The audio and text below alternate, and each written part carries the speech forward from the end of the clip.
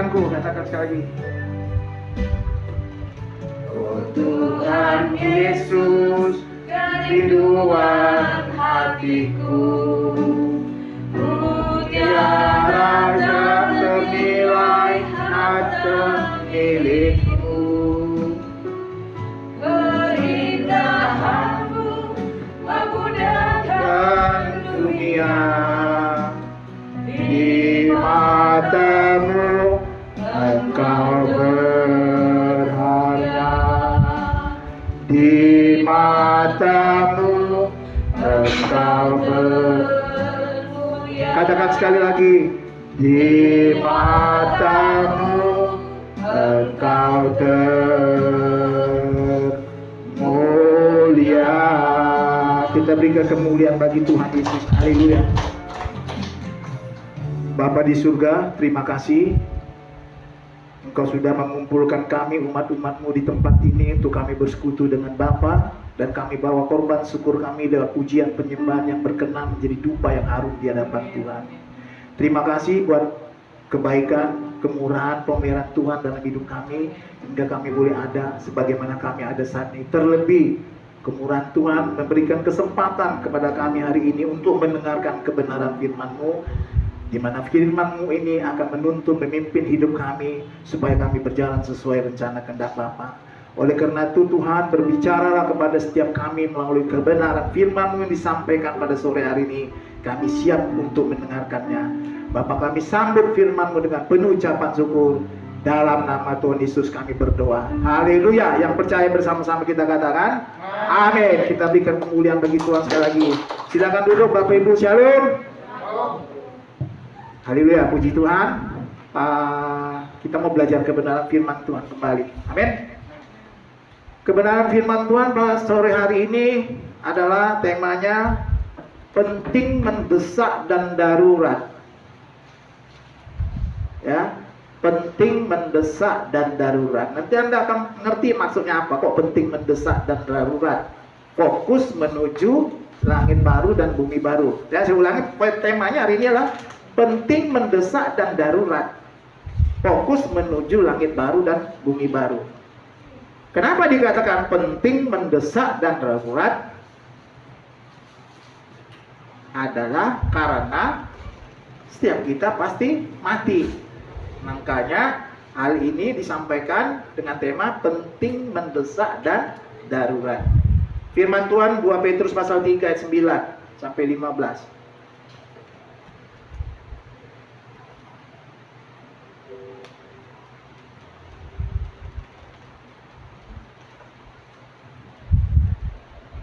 2 Petrus 3 ayat 9 sampai 15. Demikian firman Tuhan. Udah yuk. 2 Petrus 3 ayat 9 sampai 15. Demikian firman Tuhan. Tuhan tidak lalai menepati janjinya, sekalipun ada orang yang menganggapnya sebagai kelalaian. Tetapi ia sabar terhadap kamu, karena ia menghendaki supaya jangan ada yang binasa, melainkan supaya semua orang berbalik dan bertobat. 10. Tetapi hari Tuhan akan tiba seperti pencuri. Pada hari itu langit akan lenyap dan gemuruh yang dahsyat dan unsur-unsur dunia akan hangus dalam nyala api, dan bumi dan segala yang ada di atasnya akan hilang lenyap. Ya, karena hilang lenyap. 11. Jadi jika segala sesuatu ini akan hancur secara demikian, betapa suci dan salehnya kamu harus hidup. Gitu ya. Dunia ini akan hancur loh, ya. Oleh karena itu betapa salehnya kita harus hidup. Kalau demikian adanya akan hancur. Ayat 12. Yaitu kamu yang menantikan dan mempercepat kedatangan hari Allah. Pada hari itu langit akan binasa dalam api dan unsur-unsur dunia akan hancur karena nyalanya. 13. Tetapi sesuai dengan janjinya, kita menantikan langit yang baru dan bumi yang baru, di mana terdapat kebenaran. 14. Sebab itu saudara-saudaraku yang kekasih, sambil menantikan semuanya ini, Kamu harus berusaha supaya kamu kedapatan tak bercacat, tak bernoda di hadapannya dalam perdamaian dengan Dia. Amin. Itu mutlak, ya. Sesuai firman Tuhan 14, tidak bercacat, tidak bercelah, ya. Nanti saya jelasin semua itu. 15, anggaplah kesabaran Tuhan kita sebagai kesempatan bagimu untuk beroleh selamat.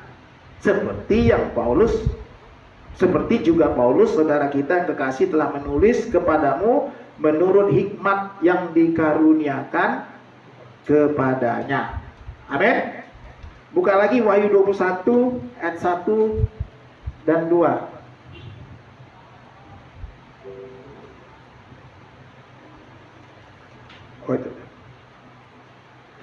Wahyu pasal 21 ayat 1 dan 2. Ini kita bicara langit baru, bumi baru, ya Bapak Ibu, ya. Tadi kan saya bilang temanya penting, mendesak dan darurat, dalam arti fokus menuju langit baru dan bumi baru. Wahyu 21 ayat 1 2. Perikopnya langit yang baru dan bumi yang baru. Ayat 1. Lalu aku melihat langit yang baru dan bumi yang baru, sebab langit yang pertama dan bumi yang pertama yang kita tinggalin ini sekarang itu telah berlalu, dan laut pun tidak ada lagi. Ayat 2. Dan aku melihat kota yang kudus, Yerusalem yang baru, nama kotanya, turun dari surga dari Allah, yang berhias bagaikan pengantin perempuan yang berdandan untuk suaminya. Amin. Jadi itulah keadaan kita nanti kelak, ya Bapak Ibu. Dikatakan firman Tuhan tadi bahwa langit dan segala isi semuanya akan lenyap. Nanti akan muncul langit baru, bumi baru, yaitu ada kota Yerusalem baru di situ. Disitulah tempat hunian orang percaya. Nggak semua orang percaya lah, ya kan? Orang percaya yang sungguh-sungguh mencari Tuhan. Nanti kita jelasin. Oke, Bapak Ibu yang terkasih dalam Tuhan, hidup di dunia ini tragis, ya, tragis, ya.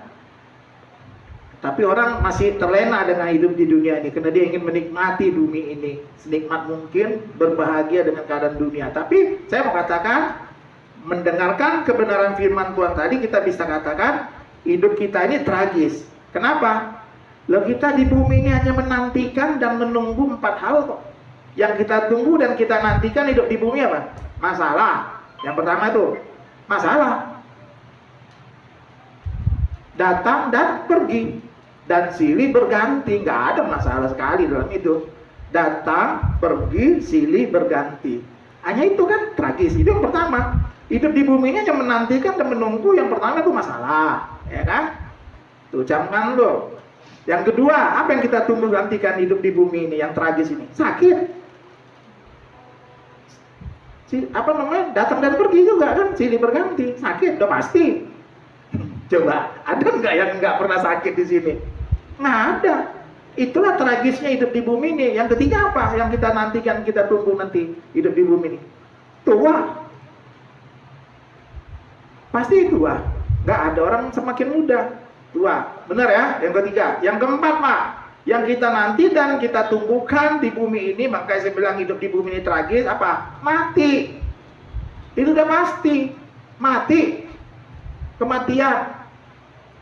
Ya, jadi masalah, sakit, tua, mati menunggu kita, ya, selama hidup di bumi ini. Amin.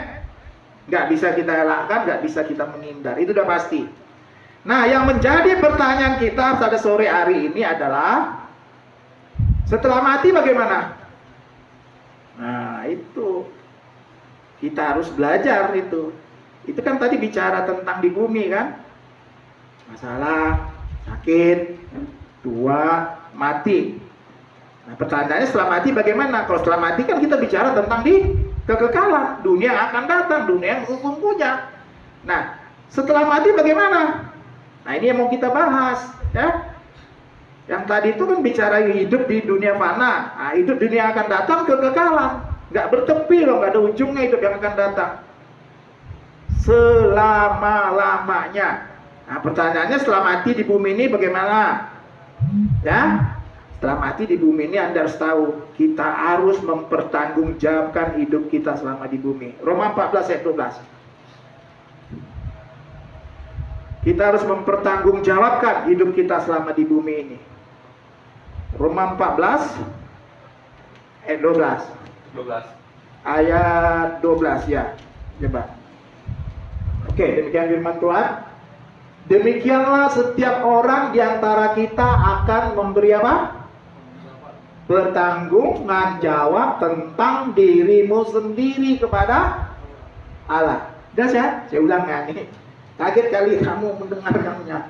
Demikianlah setiap orang di antara kita akan memberi pertanggungan jawab tentang dirinya sendiri kepada Allah. Di mana itu? Ya tak lain tak bukan pertanggungan jawab kita nanti di hadapan Allah di tahta pengadilan Kristus yang tertulis 2 Korintus 5 ayat 10. Gitu loh. Disitulah nanti kita mempertanggungjawabkan kehidupan kita selama kita hidup di bumi. Di 2 Korintus 5 ayat 10. Buka Jo.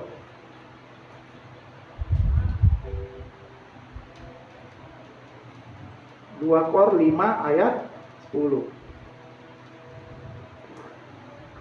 Dan sebab kita semua harus menghadap tahta pengadilan. Semua ya, nggak ada yang terkecuali. Jangan ada kata oh itu bukan non Kristen itu, bukan non Kristen. Nggak ada. Di sini Alkitab katakan semua, setiap orang, nggak pandang bulu. Tuhan nggak mandang muka kan nanti ditulis itu. Sebab kita semua harus menghadap tahta pengadilan Kristus supaya setiap orang memperoleh apa yang patut diterimanya sesuai dengan yang dilakukannya dalam hidupnya, apakah baik ataupun jahat. Di situ nanti kita di tahta pengadilan Kristus mempertanggungjawabkan kehidupan kita selama hidup di bumi. Lalu apa yang dihakimi nanti di situ Pak, di tahta pengadilan Kristus? Yang dihakimi kita apa di situ Pak? Perbuatanmu. Coba lihat 1 Petrus 1 ayat 17. 1 Petrus 1 ayat 17. Kita dihakimi menurut perbuatan kita selama di bumi. Coba tuh. Allah nggak memandang muka. Mau kamu agama Kristen kah, mau Buddha kah, Islam, Hindu, dan nggak pandang muka. Lihat. Dan jika kamu menyebutnya Bapa, yaitu Dia yang tanpa memandang muka, gak pandang muka, Pak, menghakimi semua orang menurut apa? Menurut apa? Perbuatannya. Maka hendaklah kamu hidup dalam ketakutan selama kamu menumpang di dunia ini. Amin. Tapi kan banyak orang masih berani sama Tuhan selama hidup di bumi ini, ya. Banyak. Orang Kristen pun banyak kok seperti itu. Masih berani dia. Karena dia tidak bisa menghayati ayat ini. Ya, bahwa kita akan dihakimi semua orang menurut perbuatan kita. Gitu loh. Amin. Makanya Bapak Ibu yang terkasih dalam Tuhan, harus dipahami dan harus disadari bahwa salib Kristus itu adalah langkah awal menuju kepada keselamatan. Bukan sudah selesai di kayu salib. Makanya saya berkali-kali bilang Anda tidak boleh berhenti di kayu salib. Kayu salib itu hanya langkah awal untuk kita boleh menuju kepada keselamatan. Tidak otomatis membuat kita selamat. Jadi gara-gara dia dengar baca Alkitab, Tuhan Yesus bilang sudah selesai. Dia mau pun ikut-ikut bilang selesai. Yang sudah selesai itu Tuhan Yesus sudah selesai misinya di bumi untuk memberikan karya keselamatannya. Kita belum selesai. Tidak otomatis. Amin. Nggak otomatis. Alangkah sayang banyak orang Kristen merasa udah otomatis selesai di kayu salib, diselesaikan sama Tuhan Yesus, semua udah dipikul. Loh, nggak bisa gitu. Itu namanya kamu masukin ide kamu, kepikiran kamu. Lihat dong ayat yang lain. Tadi yang kita baca tadi gimana? Amin. Jelas ya? Intinya gini aja, pakai otak yang cerdas ya, tolong ya Bapak Ibu, pakai otak yang cerdas, maksud saya kecerdasan secara rohani. Kalau memang sudah otomatis karya Yesus disalib itu membuat kamu masuk surga, loh untuk apa Tuhan Yesus kirim Roh Kudus lagi kepada kita? Coba. Halo? Untuk apa? Nggak perlu lah, orang udah pasti masuk surga kok pakai utus Roh Kudus segala. Pakai nih, logikanya seperti itu. Amin ya Bapak Ibu ya. Betul loh. Jadi jangan menyederhanakan mau bikin jalan gampang masuk surga. Itu kekristenan selama ini kan kayak seperti itu, gitu loh. Kita nggak mau ikut dalam barisan itu, ya. Kita mau ikut barisan yang menurut apa kata Alkitab, bukan kata doktrin. Amin. Pengakuan bahwa Tuhan Yesus adalah Tuhan dan Juru Selamat, ya. Pengakuan bahwa Tuhan Yesus adalah Tuhan dan Juru Selamat sejatinya harus diterjemahkan. Diterjemahkan di mana, Pak Pendeta? Dalam perilaku kita secara konkret atau nyata dalam kehidupan kita. Gitu. Sebagaimana seperti kehidupan yang dijalani oleh Tuhan Yesus, dia melakukan kehendak Bapa, ya kan? Dia terjemahkan Bapaknya melalui kehidupannya. Makanya 1 Yohanes 2 ayat 6, coba buka Jo. Jadi kalau kita mengaku Yesus Tuhan, terjemahkanlah Yesus Tuhanmu itu di dalam perilakumu secara konkret nyata dalam kehidupan kita hari lepas hari. 1 Yohanes 2:6, coba lihat apa dikatakan. 1 Yohanes 2:6. Barang siapa mengatakan bahwa ia ada di dalam Kristus, ya, dia saya anggap Kristus, dia wajib hidup sama seperti Kristus telah hidup. Amin. Seperti itu. Makanya tadi saya katakan apa? Kalau kita mengaku Tuhan Yesus Juru Selamat, ya harus kita terjemahkanlah kehidupan Yesus dalam perilaku kita secara konkret nyata dalam hidup kita. Amin. Boleh saya katakan, saya pinjam istilah gini, Tuhanku adalah perbuatanku. Ya, Tuhanku adalah perbuatanku. Jadi kalau orang tanya, Tuhan kamu seperti apa, Pak? Akan ketunjukkan Tuhanku seperti apa. Lihat hidupku. Tuhanku itu lihatlah dari dan melalui perbuatanku. Begitu. Kita menerjemahkan 1 Yohanes 2 ayat 6. Seperti waktu murid Yesus katakan, Guru, tunjukkan kepada kami Bapa. Itu. Loh, Tuhan Yesus berkata apa? Begitu lama kau sudah ikut aku, masa kau nggak tahu Bapa? Kan dia bilang kalau bahasa kita hari ini seperti ini. Lihat aja aku, kalau kamu mau tahu Bapa, ya ini, seperti aku inilah, itulah Bapa. Diterjemahkan di dalam Kristus. Jadi kalau kita bertuhankan Tuhan Yesus, tadi saya katakan, terjemahkan Tuhanmu itu lewat perilaku hidup kita, perbuatan kita hari lepas hari. Amin. Jadi akan kutunjukkan Tuhanku dari dan melalui perbuatanku. Gitu. Amin. Nah selama ini kan enggak orang Kristennya pikirannya Tuhannya di pikiran. Yesus ada di pikiran, Yesus ada di nalar, bukan di perbuatan, bukan ditunjukkan dari sikap perilaku hidupnya. Amin, jelas ya? Jadi kalau kita bilang Tuhan Yesus itu Tuhanku, ya tunjukkanlah Tuhanmu itu lewat perbuatan kita, amin, dari perbuatan kita, gitu. Seperti Yesus juga mengatakan kepada muridnya, loh kok masih nanya Bapa? Kalau kamu tahu Bapa, lihat aja aku, kan gitu kurang lebih bahasanya. Karena Bapa ada di dalam aku ada di dalam Bapa. Jadi kalau kita mengaku Yesus Tuhan, berarti kan Yesus harus ada di dalam kita ada di dalam Yesus. Kamu mau tahu Tuhanku? Lihat perbuatanku, perilaku, sikap, kelakuanku. Itulah Tuhanku, gitu. Amin. Amin. Itu. Jadi Bapak Ibu, di sini ada tanggung jawab bagi kita orang percaya untuk bertumbuh dalam kedewasaan rohani agar kita bisa berdamai dengan Allah secara benar, atau kita berjalan dengan Allah secara ideal sesuai dengan kehendak Allah. Jadi ada tanggung jawab.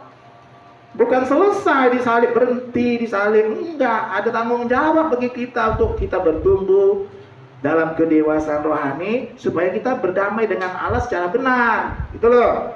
Dan kita bisa berjalan dengan Allah secara ideal sesuai dengan kehendak Allah. Amin. Nah Bapak Ibu, saya mau sampaikan, dengar baik-baik. Makanya saya selalu berkata, jangan berhenti di salib, melangkah. Salib Kristus itu memposisikan kita dianggap benar walaupun belum benar, supaya kita menjadi berkeadaan benar. Saya ulang, ini harus dipahami, camkan dan hayati dalam hidup kita, hati kita. Salib Kristus memposisikan kita dianggap benar walaupun belum benar, supaya kita menjadi berkeadaan, bukan status ya, berkeadaan benar. Sampai di sini paham ya? Bukan tuduh, to be. Ya, selama ini orang Kristen kan diajarkan tuduh. Menjadi benar, bukan berkeadaan. Jadi menjadi benar lama kelamaan suatu waktu dia bisa jadi nggak benar. Tapi kalau berkeadaan benar, udah selesai, pasti benar terus, nggak mungkin neko-neko lagi dia. Jadi Kalin Kristus memposisikan kita dianggap benar walaupun belum benar supaya kita menjadi berkeadaan benar. Amin ya. Makanya penting, mendesak dan darurat karena kita setiap hari, setiap saat bisa mati. Hal ini penting, harus kita serius menanggapi firman Tuhan ini. Menanggapinya dengan serius. Nah, Bapak Ibu yang terkasih dalam Tuhan, kalau percaya dan menerima Tuhan Yesus dalam hidupnya, maka seseorang itu sebenarnya posisinya dia diberi potensi. Ya, jadi kalau Anda semua ini kan udah percaya Tuhan Yesus dalam hidupnya, betul? Artinya kita diberi potensi. Untuk apa? Untuk supaya kita bisa sampai kepada keselamatan yang sempurna, yaitu nanti di langit baru dan bumi baru. Bukan otomatis loh. Nah, selama ini kan diajarkan otomatis. Nggak ada. Lihat ayat-ayat yang lain. Ya Bapak Ibu ya, kalau orang percaya menerima Tuhan Yesus dalam hidupnya, maka dia diberi potensi untuk bisa sampai kepada keselamatan yang sempurna, yaitu nanti di langit baru dan bumi baru. Amin. Nah, otomatis Anda harus meresponi. Nanti saya buktikan. Gimana? Coba lihat perumpamaan tentang talenta, Matius 25 ayat 14 sampai 30 ya. Ya, Matius 25 ayat 14 sampai. Di situ dikatakan hal kerajaan surga seumpama seorang tuan mau berpergian ke luar negeri. Betul? Nah, dipanggil hambanya. Sini kamu. Ini tak kasih 5 talenta. 2, 1. Tuh, kuncinya di situ, ya kan? 5 talenta, 2 talenta, 1 talenta. Hamba-hambanya diberikannya. Amin. Nah, talenta inilah potensi. Potensi kita. Kan dikatakan ayat sebelumnya hal kerajaan surga. Jadi ini bicara kerajaan surga itu seperti itu perumpamannya, tentang seorang tuan yang mau berpergian ke luar negeri. Lalu dia titipkan 5 talenta, 2 talenta, dan 1 talenta. Itu sama dengan potensi yang saya bicarakan tadi. Potensi kita untuk mencapai kepada kerajaan surga. Tuhan udah kasih. Nah, di sini kita udah dikasih 5, ada yang 2, ada yang 1. Menurut kesanggupannya. Amin. Potensi udah diberi kepada kita menurut kesanggupannya. Ya, menurut kesanggupannya masing-masing. Jadi ada 5, ada yang 2, ada yang 1. Amin. Lalu tuannya kembali lagi, lalu menerima laporan. Yang menerima 5 hambanya kan gitu ya. Tuh, Tuhan 5 talenta yang Tuhan berikan kepadaku, ini hasilnya sudah jadi 10. Bagus, hambaku yang baik. Masuklah dalam kebahagiaanku, gitu katanya kan firman Tuhan. Yang 2 begitu juga. Yang 1 sama. Artinya apa? Ini saya mau katakan ya, sama. Makanya Tuhan gak suka, malah disuruh disingkirkan, buanglah orang ini ke dalam tempat yang banyak retakan gigi itu. Jadi yang 5, saya mau paralelin seperti ini. Yang diberi 5 potensi itu kemampuan dia untuk mencapai surga dikasih ke 5. Dia lipat gandakan, betul? Artinya apa? Dia meresponi. Makanya turutlah dalam kebahagiaanku, kata Tuhan. Yang 2 juga gitu. Dia dikasih potensi, talenta. Ini kan bicara perumpamaan tentang hal kerajaan surga. Dia terima 2. Ya, dia meresponi talenta itu, dia meresponi potensi itu, dia gunakan, dia aktifkan dalam hidupnya. Tuhan bilang apa? Mari masuk dalam kebahagiaanku. Yang 1 apa? Ditolak sama Tuhan. Kenapa? Tidak merespon. Kalau saya mau bilang tidak merespon kayu salib, itu sama itu. Amin. Udah diberi potensi kok nggak mau gunakan, nggak mau aktifkan, gitu loh. Itu sama tuh, perumpamaan itu sama itu, artinya sama itu, paralel tuh. Ini kan bicara tentang hal kerajaan surga. Jadi yang diberi satu itu sama dengan nih, saya bilang dia tidak merespon karya salib Kristus di kayu salib. Karena salah doktrin yang mengatakan sudah selesai, pokoknya semua dipikul Tuhan di kayu salib. Rusak akhirnya. Tidak buka ayat-ayat yang lain, dikompar, disatukin, ya kan? Harusnya kan ayat menafsirkan ayat yang lain, gitu loh. Akhirnya ya rusak tuh orang itu, salah pengertian. Jadi saya katakan gini loh Bapak Ibu ya, tanpa salib Kristus maka nggak perlu ada penghakiman, betul? Kalau nggak ada salib Kristus, misalnya Tuhan Yesus nggak datang ke bumi ini, nggak perlulah penghakiman, semua masuk neraka, udah binasa, semua udah masuk ke dalam kebinasan, betul ya? Kalau tanpa salib Kristus semua pasti masuk ke dalam kebinasan, nggak perlu penghakiman, betul ya? Oke, semua manusia akan binasa. Tetapi sekarang ini pertanyaannya, coba renungkan baik-baik. Dengan adanya salib Kristus, maka mulai diadakan penghakiman, gitu loh. Jangan otomatis, nggak ada. Karena ada salib Kristus, maka mulai diadakan penghakiman. 1 Petrus 1 ayat 17 tadi mengatakan kan? Semua dihakimi menurut perbuatan. Gitu loh, jangan ceritanya seperti itu. Coba buka lagi, Jo. 1 Petrus 1:17. Mike. Tolong lampu itu buka. Ya, coba lihat tuh. 1 Petrus 1 ayat 17. Ya, saya ulangin lagi. Dan jika kamu menyebutnya Bapa, yaitu Dia yang tanpa memandang muka menghakimi semua orang menurut perbuatannya, maka hendaklah kamu hidup dalam ketakutan selama kamu menumpang di bumi. Ada penghakiman. Begitu ada salib, ada penghakiman. Makanya Roma 2 ayat 6, coba buka aja, Roma 2 ayat 6.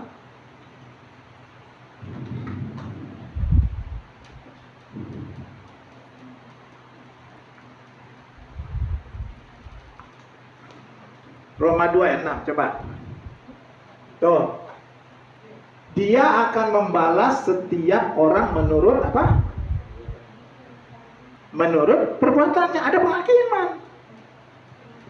Wahyu 20 ayat 12 sampai 13, coba. Jadi kita nggak boleh mengabaikan ayat-ayat yang lain gitu loh. Nggak ada istilah otomatis udah selesai di kayu salib, nggak ada. Lihat Wahyu 20 ayat 12. 20 ayat 12 ya. Maka laut menyerahkan orang-orang mati. 12 baru 13. Dan aku melihat orang-orang mati besar dan kecil berdiri di depan tahta itu. Tahta pengadilan Kristus ya. Lalu dibuka semua kitab. Dan dibuka juga sebuah kitab lain. Yaitu apa? Kitab kehidupan. Dan orang-orang mati dihakimi menurut apa? Perbuatan mereka lagi kembali. Ini ayat yang lain loh, ya kan? Berdasarkan apa yang tertulis di dalam kitab itu 13. Maka laut menyerahkan orang-orang mati yang ada di dalamnya, seperti yang pesawat jatuh nyemplung kan, nggak ketemu itu nanti laut serahkan tuh semua orang yang mati di dalamnya. Dan maut dan kerajaan maut menyerahkan orang-orang yang mati yang ada di dalamnya, dan mereka dihakimi masing-masing menurut apa Bapak Ibu? Jelas kok firman Tuhan. Jadi jangan saudara bilang enggak, udah selesai di kayu salib, ditikul Tuhan, kami pasti masuk surga. Ya udah, terserah kamu. Ya kan? Ini firman Tuhan kok, ya. Kita nggak mau megang doktrin. Doktrin sih penting untuk rambu-rambunya, tapi bukan di atas Alkitab. Ini otoritas paling tertinggi adalah Alkitab.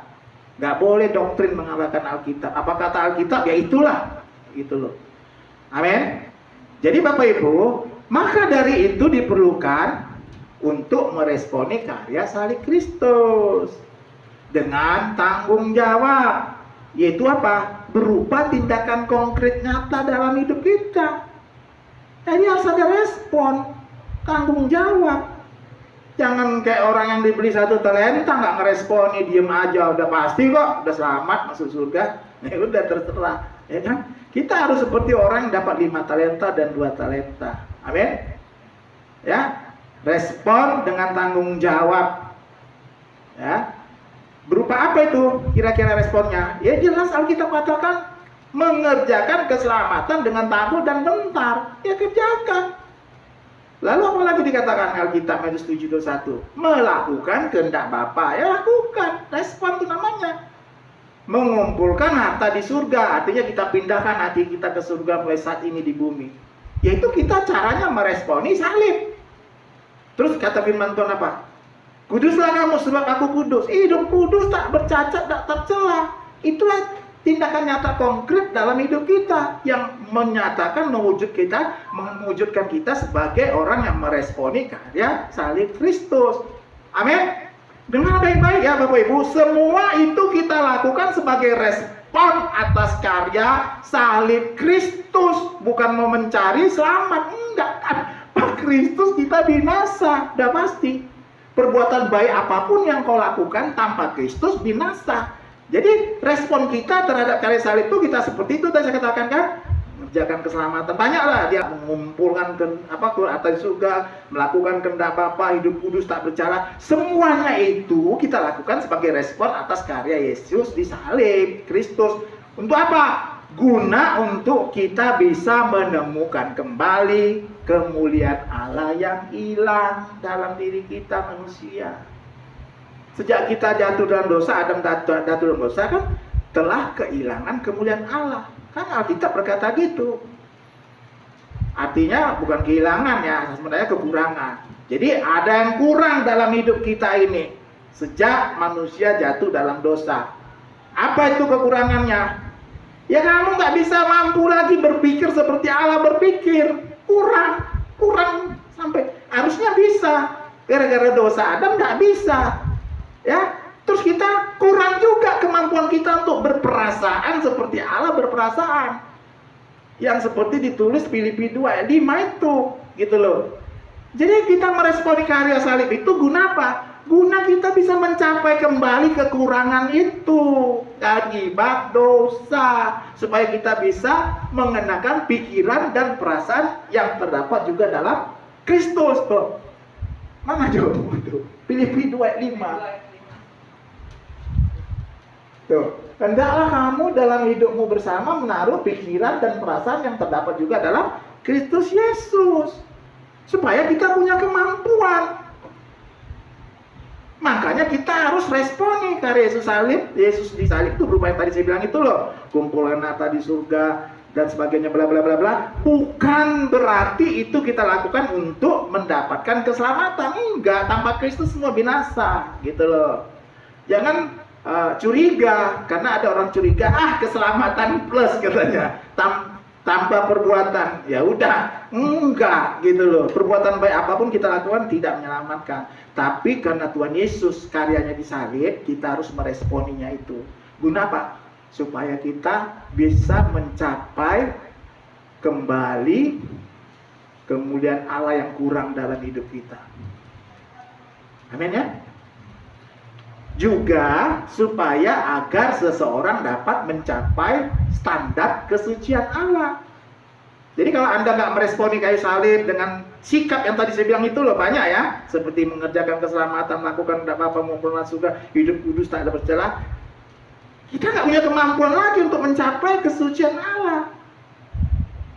Kita harus menemukan kembali kekurangan kemuliaan Allah akibat dosa itu. Supaya apa? Supaya kita bisa mencapai standar kesucian Allah seperti yang ditulis di dalam 1 Petrus 1 ayat 15 dan 16. Coba 1 Petrus 1 ayat 15 dulu.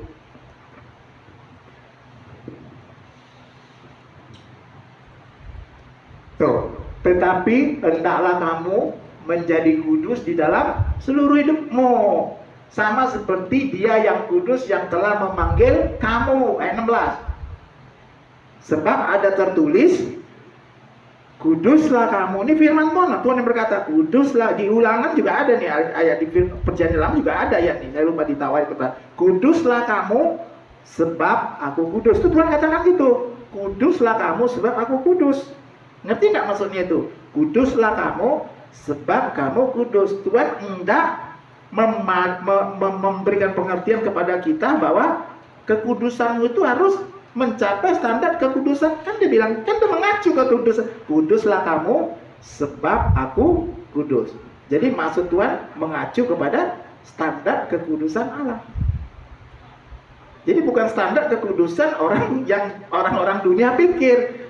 Orang-orang dunia pikir kan kalau udah tadi misalnya merampok, sekarang nggak merampok, udah kudus, ya kan? Udah ini nggak melakukan dosa, kudus, ya kan? Itu hanya bertara itu.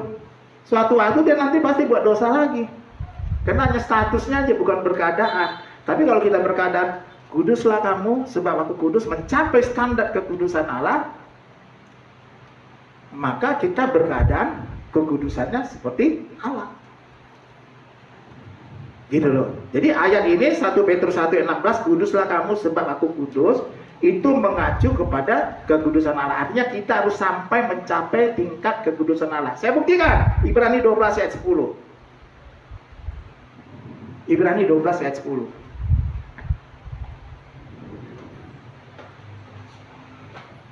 Tuh. Sebab mereka mendidik kita nih, Bapak kita di dunia ya, mendidik kita dalam waktu pendek sesuai dengan apa yang mereka anggap baik. Tetapi Dia, Tuhan, Bapa kita di surga, menghajar kita untuk kebaikan kita. Betul? Supaya kita apa? Baca ini. Supaya kita apa? Beroleh bagian dalam. Kamu harus ambil bagian dalam kekudusannya. Ya seperti kekudusan Allah. Nih, buktinya saya jelaskan. Makanya kuduslah kamu sebab aku kudus. Maksud Tuhan, kamu harus berambil bagian dari kekudusan Allah. Jadi standar kekudusan itu adalah standar kekudusan.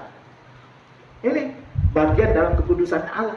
Ya, supaya kita memperoleh bagian dalam kekudusannya. Berarti kan memperoleh bagian dalam kekudusan Allah. Gitu loh. Amin. Kalau sudah sampai mencapai kekudusan standar Allah, Anda udah berubah statusnya, udah jadi kupu-kupu, ya ingat ya, ulat berubah jadi kepompong, berubah jadi kupu-kupu, udah jadi kupu-kupu, udah berkeadaan, bukan status lagi, berkeadaannya, to be sudah menjadi, bukan to do, berkeadaan kupu-kupu, nggak mungkin lagi balik ke habitatnya yang lama, udah lupa, nggak paham lagi, habitat yang lama apa, ulat kan, udah nggak bisa lagi, dulu ulat makan daun. Nah kupu-kupu udah nggak bisa makan daun lagi, udah beda. Kodratnya sudah diubah mencapai kodrat ilahi, bukan kodrat manusia lagi yang berdosa. Paham ya maksudnya? Gitu loh. Nah jadi Bapak Ibu, pada akhirnya maksud keselamatan diberikan adalah agar seseorang dapat dikembalikan kepada rancangan semula Allah. Itu maksudnya target keselamatan diberikan, supaya kita semua di sini dikembalikan kepada rancangan semula, yaitu segambar dan serupa dengan Allah. Itu proyeknya, targetnya, bukan udah selesai di kayu salib. Nggak ada, makanya kita harus mengerti keselamatan itu apa? Keselamatan itu adalah dikembalikannya kita kepada rancangan semula Allah. Segambar dan serupa. Jangan punya pengertian yang selama ini. Selamat berarti terhindar dari neraka, diperkenan masuk surga. Habis apa? Kamu nggak melakukan apa-apa lagi, udah berhenti di salib. Tapi kalau kita punya konsep pemikiran bahwa keselamatan itu adalah usaha Allah mengembalikan manusia kepada rancangan semula Allah, itu segambar dan serupa Allah, berarti ada sesuatu yang harus kita lakukan, yaitu meresponi. Bukan melakukan untuk mencari selamat, tapi meresponi salib itu supaya kita mencapai pada kembali kepada rancangan semula Allah. Itu sebenarnya proyek masuk keselamatan diberikan, supaya kita semua kembali kepada rancangan semula Allah. Amin. Amin. Jelas ya? Makanya harus respon terhadap kayu salib, karya salib, gitu loh. Nah banyak orang Kristen nggak paham, gitu loh. Akhirnya ya udah berpuluhan tahun jadi Kristen, hidup masih sama seperti kayak gitu. Kan kacau seperti itu. Gak berubah-berubah sikap perilakunya. Harusnya kan kita berani ngomong seperti tadi. Mengenal gak Tuhanku siapa? Ya, kalau kamu mau tahu Tuhanku, dia aja. Perilaku, hidup, kelakuan, sikapku, inilah Tuhanku. Gitu. Makanya kita kan firman Tuhan katakan, barang siapa mengatakan ada dalam dia wajib hidup sama seperti Kristus hidup. Jadi Kristus ada dalamku, aku ada dalam Kristus. Mau kenal Tuhanku nggak? Ya aku aja. Seperti itu harusnya. Amin. Nah, jadi Bapak Ibu yang terkasih dalam Tuhan, jadi keselamatan itu dikembalikan kepada rancangan Allah semula. Jadi pokoknya kalau saya bicara di sini selamat, keselamatan itu harus konotasinya bukan terhindar dari neraka dan diperkenankan masuk surga ya. Itu buah keselamatan. Tapi konotasi pemikiran kita, apa itu selamat? Dikembalikan kepada rancangan semula, yaitu segambar dan serupa. Jadi kalau saya bicara selamat di sini, sana konotasinya, dikembalikan kepada rancangan semula Allah. Amin. Bukan sekedar terhindar dari neraka lalu diperkenankan masuk ke kerajaan surga. Artinya kalau kita meresponi karya salib Kristus seperti saya gambarkan tadi, supaya kita menemukan kembali kekurangan kemuliaan Allah yang ada pada kita, artinya nanti manusia mampu melakukan segala sesuatu tepat seperti yang Tuhan kehendaki, dalam arti tidak ada yang dilakukannya manusia bertentangan dengan selera Tuhan. Kenapa? Karena dia sudah mengerti pikiran dan perasaan Allah, gitu loh. Dia sudah menemukan kembali kekurangan kemuliaan Allah yang selama ini hilang dibuat ada. Sehingga apa? Dia punya kemampuan lagi untuk berpikir seperti Allah berpikir, punya kemampuan lagi untuk berperasaan seperti Allah berperasaan. Amin. Inilah inti daripada maksud keselamatan diberikan. Ya. Maka dari itu Bapak Ibu, sebagai orang percaya yang beriman kepada Tuhan Yesus Kristus yang sudah memindahkan fokus hati kita ke hidup langit baru dan bumi baru, yaitu kerajaan surga, sejatinya Anda wajib hidup sama seperti Kristus telah hidup. Ya, saya ulang ya. Kalau kita sebagai orang percaya yang sudah beriman kepada Tuhan Yesus Kristus, yang sudah memindahkan fokus hati dan hidupnya ke langit baru dan bumi baru, ya sejatinya kita harus hidup sama seperti Kristus sudah hidup. Menerjemahkan kehidupan Kristus lewat perilaku, perbuatan, sikap hidup kita hari ini.